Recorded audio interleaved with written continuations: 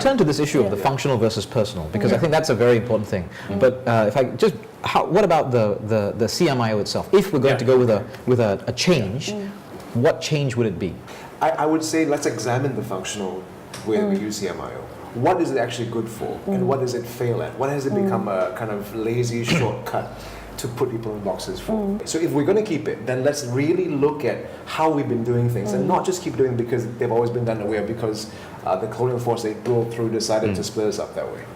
Let's have a real look at it. So your suggestion is if we keep it, what we would change would be how we use it. How we use it. But you're not suggesting a change in the categorization itself. Well, to me, it's flawed anyway. Okay. To me, it's not, like you said, in the 34 categories, I still can't find myself.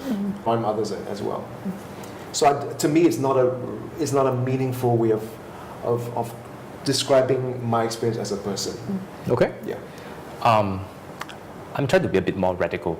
I'm just exploring the idea, do we necessarily need to tick just one box? Which race we belong to? And it's only one box. Can we tick 2 boxes, even 3 boxes? Depending on how and who we identify ourselves with. For example, being Chinese doesn't mean I'm less Malay. If I am from a family which it's because of interracial marriages and all, like being more Chinese doesn't mean I'm less Singaporean. So to me, this identity is never a zero-sum game. Feeling more about something doesn't mean I'm feeling less about something. So in that case, coming back to the CMIO model, let's say you have 34 categories. Can we just tick more than one box instead of trying to find that perfect match, which we might not be able to? Let's say if my family or family clan is mixed, is made out of so many different cultural and ethnicity identities. Which one do I actually identify with? So perhaps this is one way that I would think perhaps we could do it. So you are suggesting to keep the same number of categories or the same number of options, but allow a different way of making those choices? Yes, correct. I believe that choices, we need not just restrict to one choice, but we can actually make a few choices, even 2. Okay, all right. I'm not suggesting that we keep to 4 categories. In today's context, it might be a bit more too simplistic. We might need to explore what other major races or ethnicities there are in Singapore and put it under the CMIO model or put it under the racial categorization model if it is substantial enough in Singapore context. What do you think you would use as a marker of substance? The number or?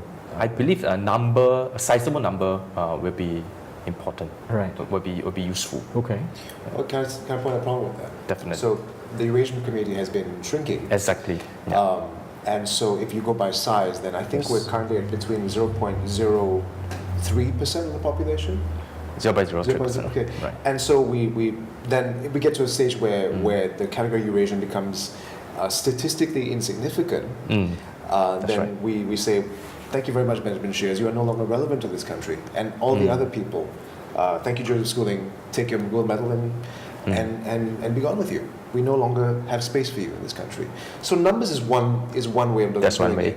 But then again, we lose the particular contributions of that particular ethnicity within the country. So I would come back with 2 things on that. One is, of course, that Benjamin Shears and Joseph Schooling's achievements stand regardless of whether or not we have categorization or which category they fit into, right? I mean, frankly speaking, if they decided, or somehow decide I'm going to change my classification, that medal is still that medal, right? And, and it was a stellar achievement. But actually, the other point I want to make is that if you talk about numbers, and you talked about the size of the Eurasian community, actually there are subgroups within the CMIO that are already much larger than that. So if you just decided, well, what about all the Teochews in Singapore? I mean, how many more of them are there than whichever of the, I mean, if you were justified in pulling out, inserting a new letter on the basis of size, would you then have to pull out a group from, let's say, Chinese or Malay? So the Boyanese would be different, the Javanese would be different, or even in the Indian community, then the Malayalis would come out. So that would be one other problem with using size as a definition. But then the third point I want to make is if we didn't use size as a definition, what would we then do?